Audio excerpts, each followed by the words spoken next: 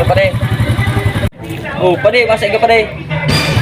Mano malaman ko pare sa puntot ni Lolo. Bisitahon ko lamang. Patintihan ko lamang kandila. Tapos tagaan ko lamang burak. Tapos tuludan ko lamang pading alang sira pare. Ta makialag ko kang buhay ko pare. Ay nagibo mo ang pare.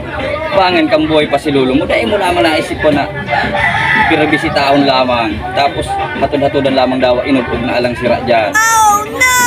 Nung yan natigbak na si Lolo mo, saka ka makaisip daan. Diyan talagang pare, nagibumuan. Tapos kas nakahigda na sana si Lolo mo na nag-urudo na sa kama, dahil mo lamang makukuan tapos lagandaya ka, tanaatig ka. Nung yan na, tigbak na. Tuninong mo si Lolo mo, saka mo dadalaw-dalawon. Ano man, buray pare, dahil mo pagburboy sitong kaaga-agang amay padita. Baka ikalugod ang mapatintihan dahil sa oras.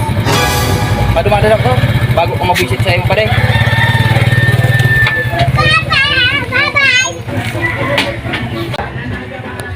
Na ano man daw si Padita para naghapot kita, hindi ko naman.